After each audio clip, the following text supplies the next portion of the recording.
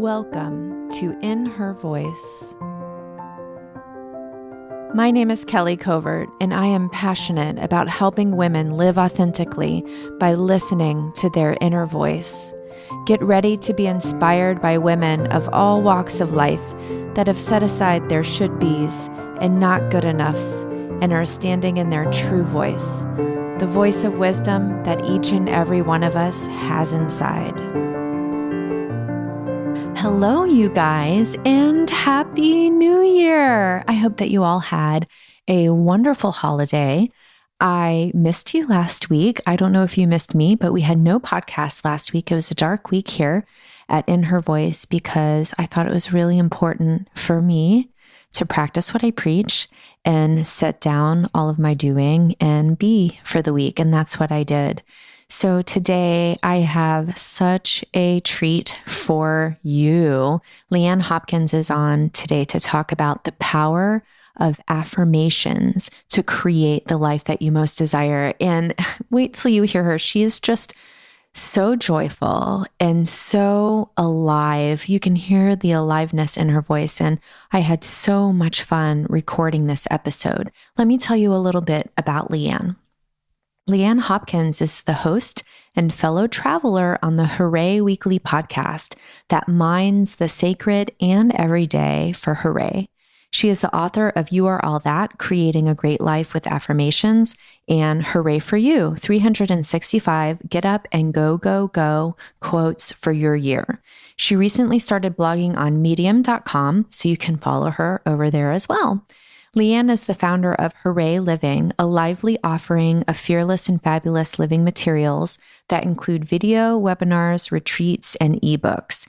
And lastly, and I love this, she is the head hugger of the DC Hug Mob, a DC area group that hugs in the public square, making the world a bit brighter one hug at a time. Isn't that so awesome? She has spent her career in the helping professions as attorney, clergywoman, law professor, teacher, nonprofit executive director, and counselor and coach. With this bundle of diverse and deep experience, she helps individuals and communities connect with their own wisdom and gifts. She reminds us that our individual and collective purpose is to love and to teach love in all of our activities. And oh my gosh, you guys are speaking of love. Just speaking of love, you're going to love this interview. I hope that's inspiring, and I hope that you have some really wonderful takeaways. So sit back, relax, and enjoy my conversation with Lee Ann Hopkins. Lee Ann Hopkins, I am so excited to welcome you to In Her Voice. Thank you for being here today. Well, thank you so much for having me, Kelly, and for providing this wellspring from which others can drink deeply. You provide a wonderful space, so thank you so much. Oh, thank you so much for that acknowledgement and encouragement. I really, really appreciate it. So today, our theme that we're going to be talking about is what you love to teach and practice, and that is using affirmations to create the life that you most desire. And I just love this idea. And I thought that we would start with you just talking to us, telling us the story of how affirmations changed your life. Wonderful. Well, it started in the 1980s. And I don't know the age of your audience or anything, but in the 1980s, there were women's bookstores everywhere. And I happened into one of those women's bookstores in Atlanta, Georgia. And I saw this book on the shelf, and I was dealing with some really difficult times, and it said, "You Can Heal Your Life." It was by Louise Hay. I don't know if you've read that book, but it's about affirmations. And she just said, hey, do this 400 times a day, do these, yada, yada, yada. And I took her word for it, and I began. And I started in front of the mirror while I was brushing my teeth, and then when I was in the car and, various places. And I finally got to a place where I was probably doing about 400. I love and approve of myself throughout the day. And I notice slowly that life changed. While I'm a very positive person, we all can use a little help with our positive thinking, right? Yeah, totally. We have this negativity bias. And I don't know about you, Kelly, but when I was a little girl, and even in college and graduate school and everything else, my teachers could hand me back an exam and it'll say 99 out of 100. And what did I pay attention to? That one darn point. And you did too. Oh my and gosh, yeah. Yes. And the same thing with our days. We're having a great day, but it's that one comment that your colleague says to you, or that one look, and you just spiral down. So we have this sort of negativity bias where we're scanning our minds, our worlds for all the things that can go wrong. And it's really important to put something in that's positive. So in the 1980s, when I began to do this, I, as a psychologist at the time, really did some personal experiments as to whether this was working or not. And I found that it actually did. And you'll notice, I mean, your folks that are in psychology and counseling and therapy, that in the 80s, there still wasn't a prevalence of positive discussions in psychology. We were looking at all the negative things. How can we avoid becoming schizophrenic? How could we avoid X, Y, and Z? We weren't building lives and looking at how do we be our very best selves. And that changed in like the 1990s with Martin Seligman. So now there's this positive psychology that most of us are aware of, and affirmations are very much a part of that world right now. And that's what I'm teaching. And it's so important. I'm so thankful that you're teaching that. So, can you give us like a specific thing in your life that changed? Oh my gosh, there are so many things that have changed. I mean, for example, I've even, I've changed dress sizes. I have actually felt more confident. Now, I must say that much of the changes that I've experienced with my affirmations, it's more of an internal change. And that internal change is what is building a work of art or a life that is worth living. So it's really hard to quantify anything, but I will say that I have done everything from change my dress sizes to finding places to live, being more open to what the world and the universe wants to give me. It's a very generous sort of place if you'll allow it to be. So, those three things I would say. I love that. I asked that because I think that there's so much power in that specificity. Like when I can hear you say, I know without a shadow of a doubt that I am more confident today than I was 20 or 30 years ago. And that's because I'm doing this. Like, I think that's super powerful testimonial to how affirmations can change your life. They really, really can. And now, when I started my affirmation practice, I wasn't a clergy woman yet. I didn't take the bar with a family and full-time work and pass in several jurisdictions. I mean, these things came later. I had been doing affirmations a long, long time. So I really do like to think and say that much of my success in life has been because of this powerful, positive practice that I do every single day. And sometimes I have to confess, Kelly, I don't do it every single day. Sometimes I get distracted, or sometimes I'm just in a plateau with my affirmations, and I just think like other people think, oh my God, really? Am I going to do this again? I mean, does it really, really work? You know, the ego starts being absolutely devilish and mean and cruel and saying, yeah, you're a fraud. Don't even bother. Well, and you know, I'm so grateful to you that you shared that, because here you are, this expert on affirmations. This is what you teach. This is how you live. And I think that to know, hey, she's got rough days too, like it just makes it feel so much more open and accepting. Like I don't have to be perfect at this. I don't have to get the 100 for it to matter or for it to count. And I'm really grateful that you shared that, because it's that kind of vulnerability and transparency that I think really changes the world, because that's what allows us to be flawed and to make mistakes and to learn again and again. So thank you for that. Oh, by all means, we're all practicing. We're all still in rehearsal. The performance isn't yet. So yeah, I have the negativity bias just like everybody else, and we're always fighting it. Or shall I say, not really fighting it, we're coaxing a beautiful life out of what we have.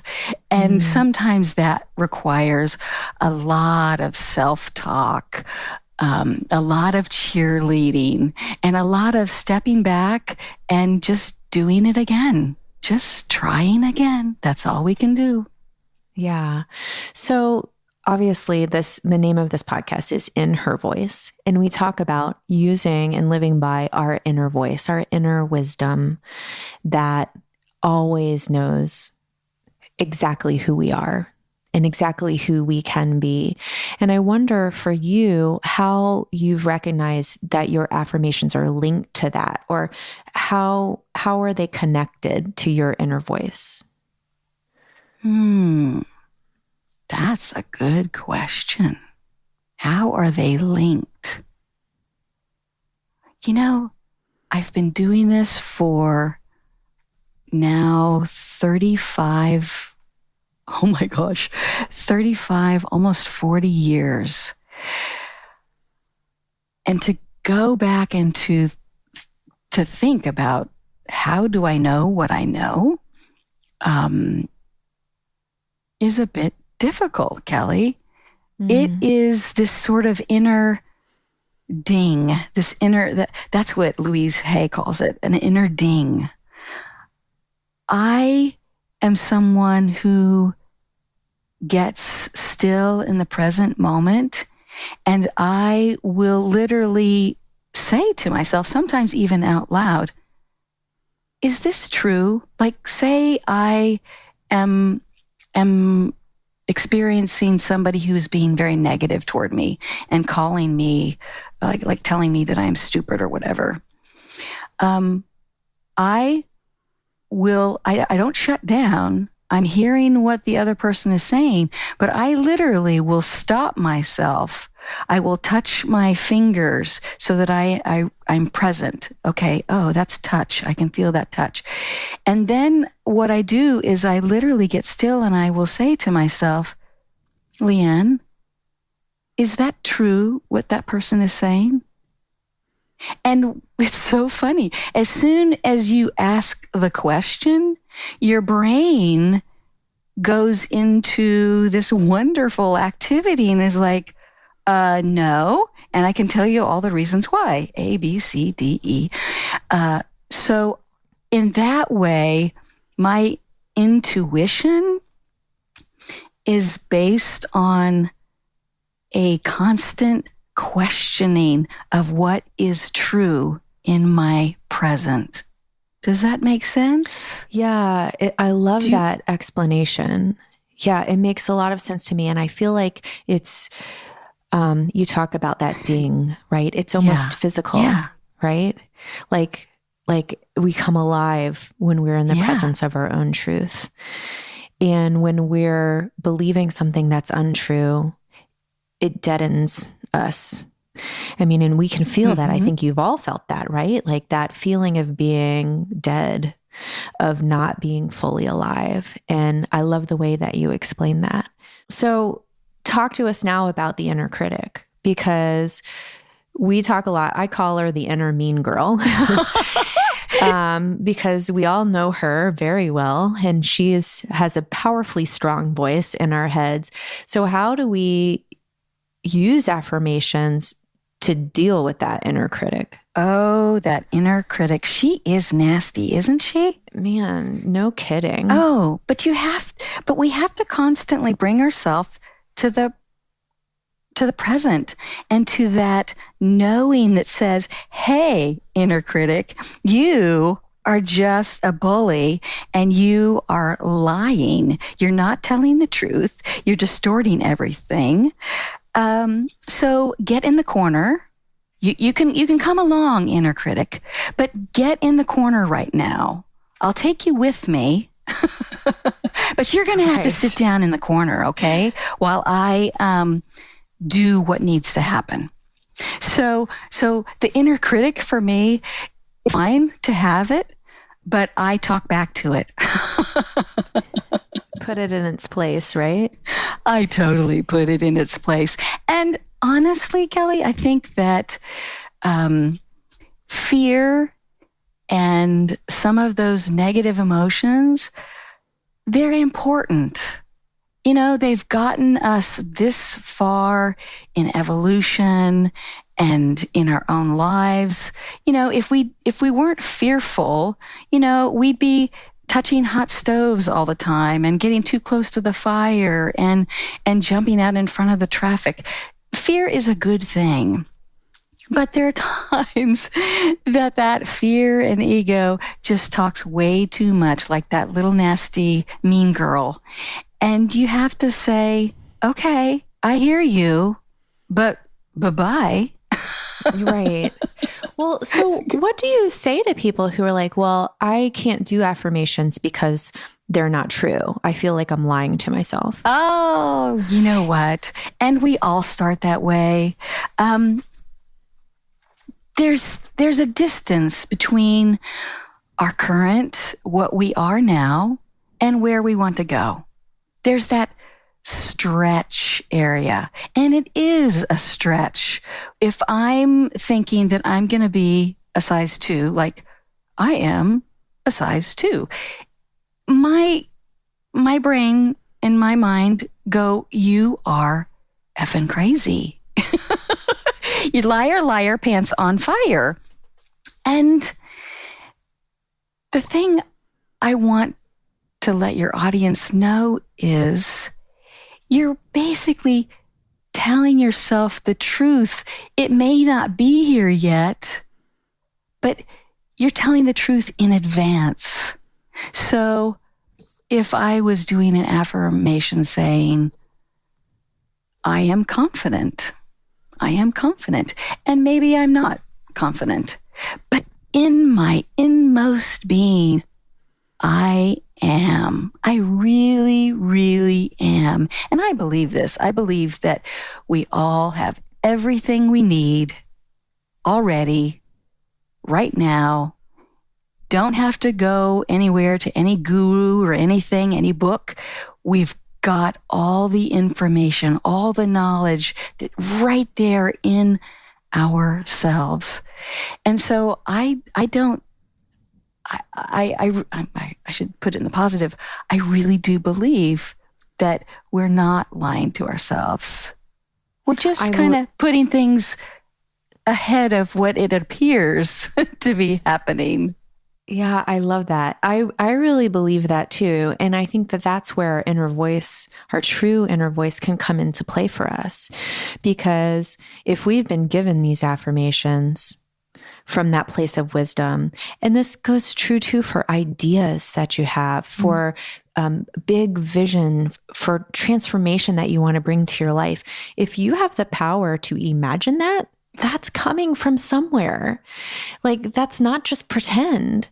And that is really your inner voice saying, yes, you can. Yes, you are. Absolutely. Absolutely. It's so exciting.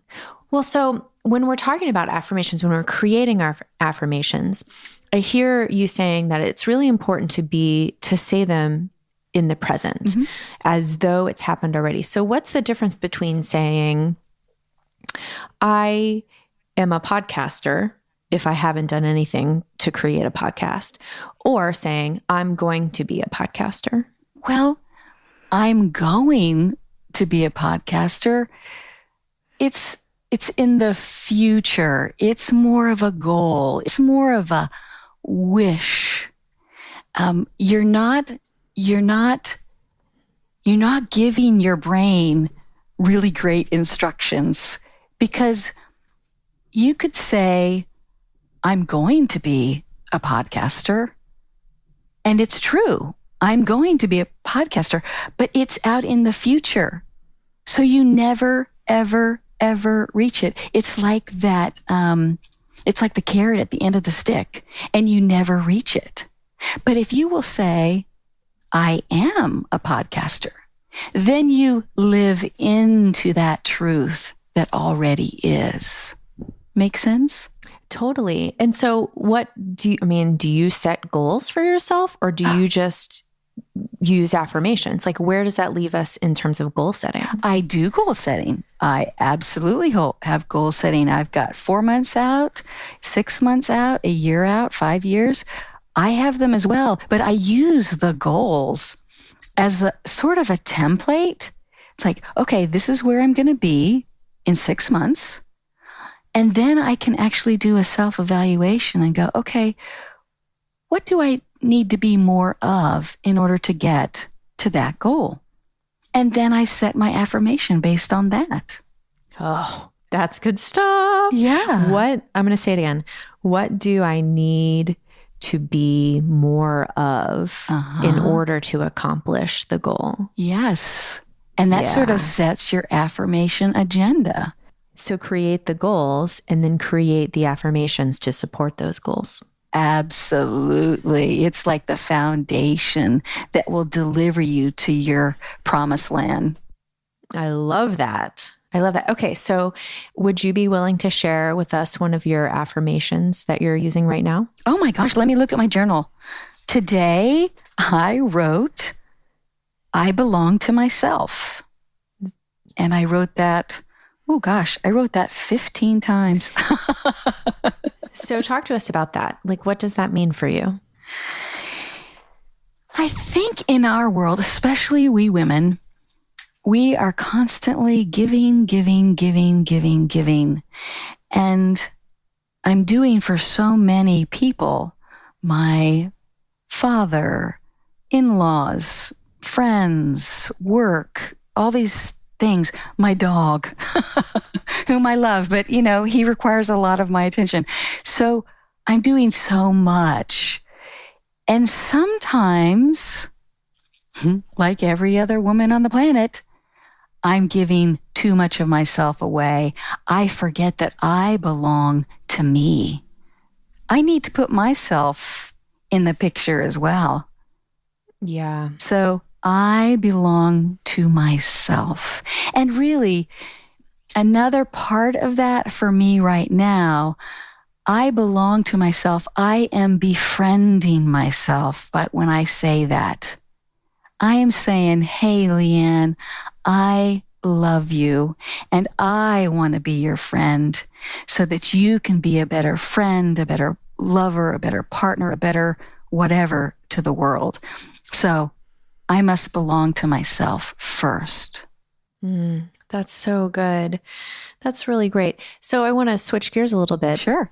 And get back to the idea of how we create our affirmations, because I think this is such good practice, even just to talk about how to do it. And by the way, this is your book, You Are All That, goes into step by step of how to create these affirmations for yourself.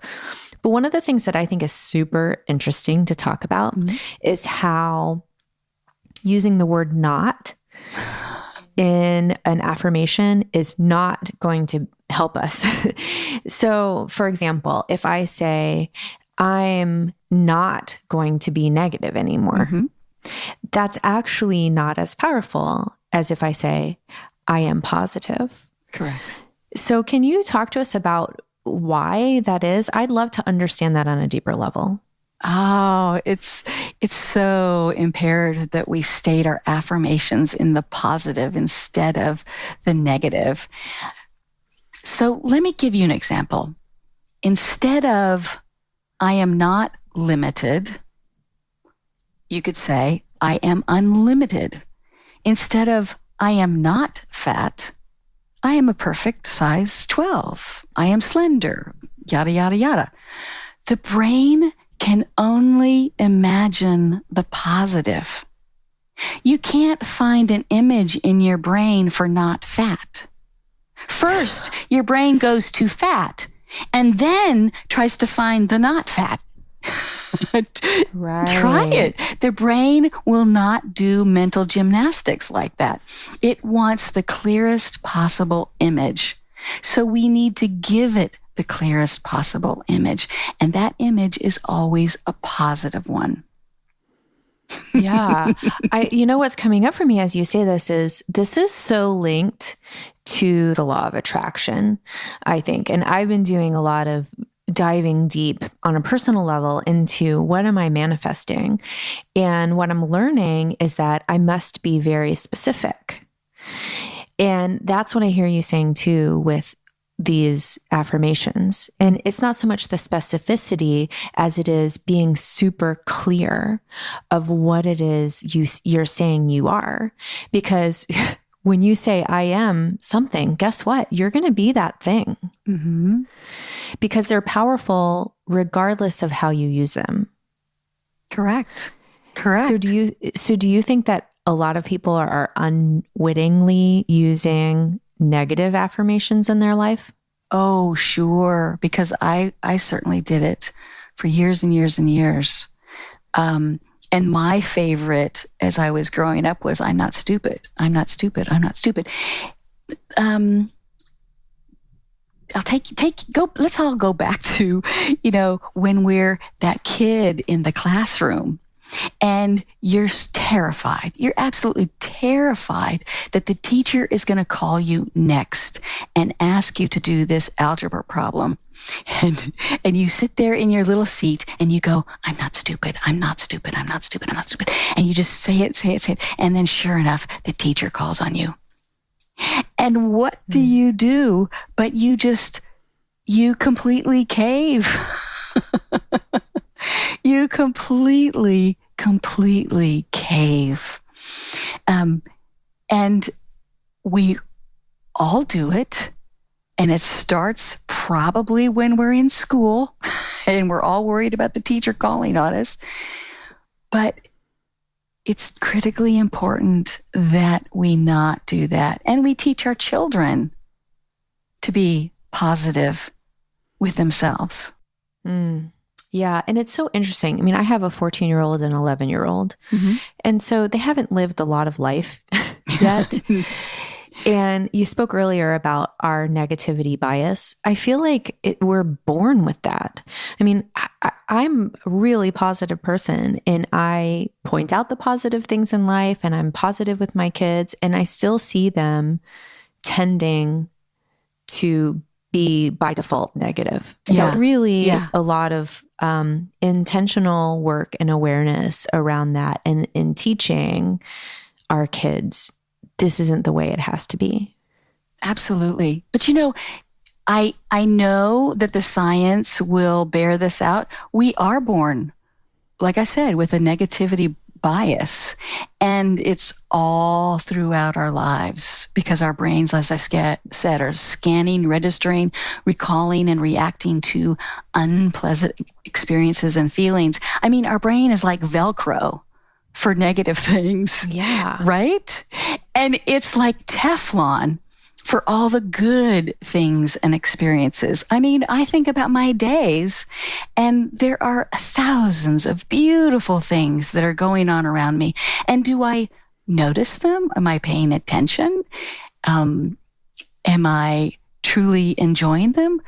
No, the brain is Velcro. It wants to hold on to all those negative things. Yeah. So what do you do in your daily practice, or what tools do you use to really heighten your awareness of when you're tending towards that negative space, or heighten your awareness of all of those positive things? What kinds of things do you do? Wow, this is like, I'm in my 50s. I've been doing this a long time. So well, like I said earlier, one practice that I do, I will literally stop myself when I'm in an experience that feels negative. My gut says something bad is happening. I will stop and check in with myself. So I am this is probably a habit I formed a long time ago because I've always been in school. I am a deep, deep questioner. So I have the question on my tongue always, is this true? So that's one practice that I do throughout the day. Is this really true that I'm experiencing right this moment? So I will do that. The second thing, of course, I am doing affirmations. In the morning, I start with my little journal that says, today is my day. And then I write out the affirmation that I'm going to do that day. So I have my affirmation practice. I am always looking for times to meditate and to pray. So I probably have a prayer on my lips or my heart all the time. I try really, really hard to live that. Whether it's I see somebody as I'm walking in the middle of DC going, every person I greet and smile at, I am literally sending out a prayer, kind of a namaste, peace be with you. So that keeps me buoyed as well. So I do multiple things. Oh, and I have this wonderful practice, Kelly. I put on my phone. Everybody has a phone. Everybody has the voice recorder on their phone. I have put a little cheerleader message on my phone just for myself. I have put together about 2 minutes of a cheerleader script for Lee Ann Hopkins. It's Lee Ann, meet Lee Ann Hopkins. And then I go into all the beautiful and wonderful things that Lee Ann Hopkins is. I listen to that script every single day. I love that. And, I love to tell people, hey, I'm more than happy to record a script for you. So it's not even in your voice. But yeah, have a friend, have your daughter or son or grandma or whatever do a little message for you and then listen to it every single day. Oh, I love that. I actually have a similar practice. I have scheduled as pop-up reminders, little questions for myself, like, how does it feel to be reaching thousands of women with your podcast? Which that's one of my goals and part of my vision. And so when that pops up, it's super cool because it gets me into that feeling place as though it's happened already. And then that increases that magnetism and attraction to that point. And I always smile. Good. I have like 4 or 5 that I do like that. And I kind of rotate through and change them up as I need to.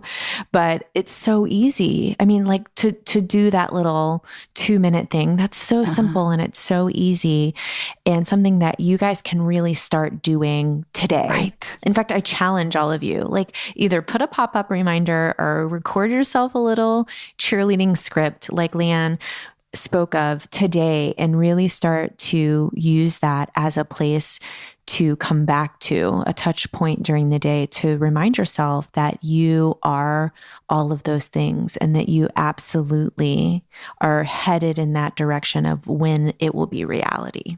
Kelly, I love the pop-up reminder. Do you have an app for that? Well, okay. So in full transparency, I just switched from an Android phone to an iPhone. So I haven't figured out how to do it on my new phone. On my old phone, I was using an app called Pop-Up Reminder. Okay.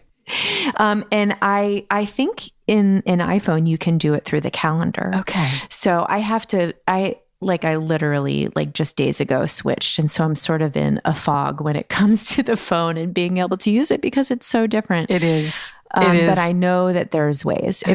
If there's an Android app for it, I'm sure there's an iOS app for it. There must be. And I love how your pop-up reminder is a question. Why?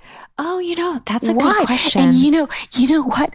That is just so you know, sometimes when I am in the desert with my affirmations, the I am X, Y, or Z isn't working for me, and I'm feeling kind of blah about it, I will turn it into a question because our brains, our beautiful, wonderful brains are meant to problem solve. 16, 17, 18 hours a day. That's all we do is problem solve. And so the brain loves a why question. Why am I so smart?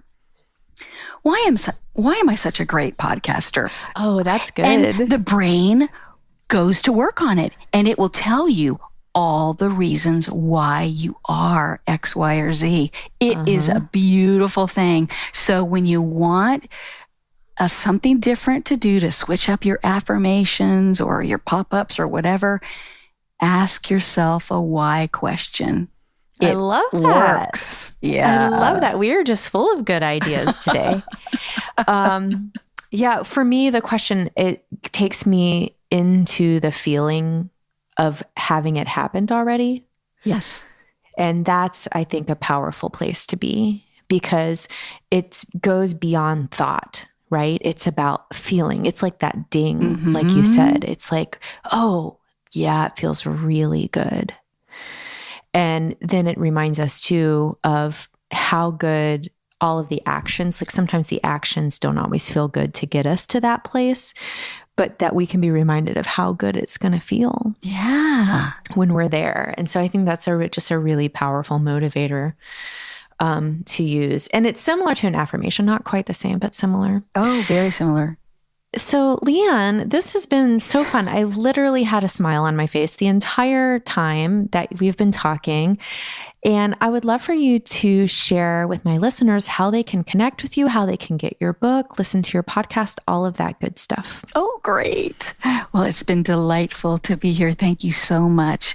Folks can find me at hoorayweekly.com. That's HOORAY weekly.com.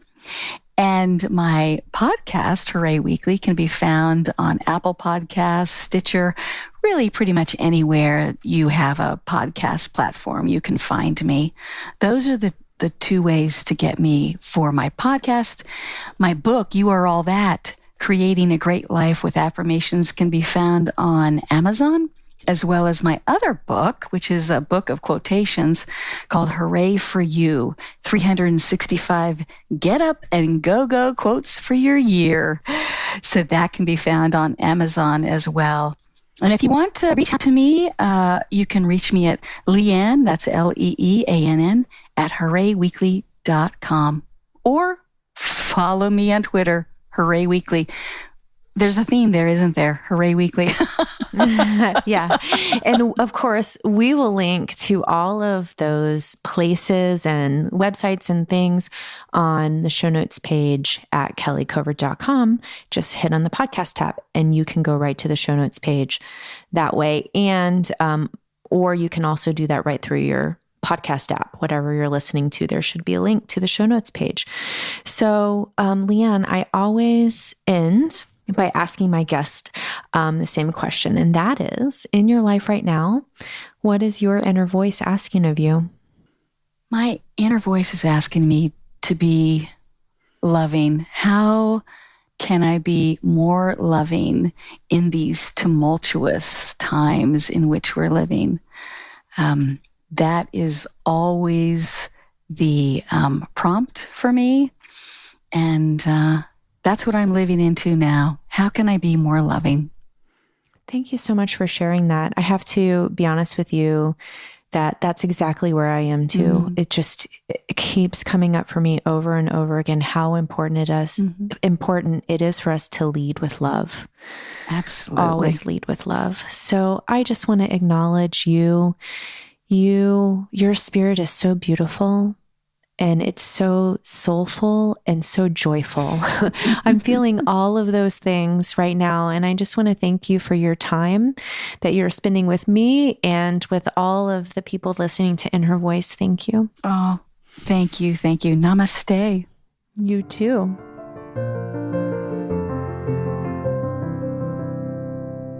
Wasn't that just great? Oh my gosh. I mean, there's so many like super practical things that we can start doing right now. I love the piece that she said about recording a little 2-minute cheerleader script for yourself. That's so awesome. And then listen to it every day.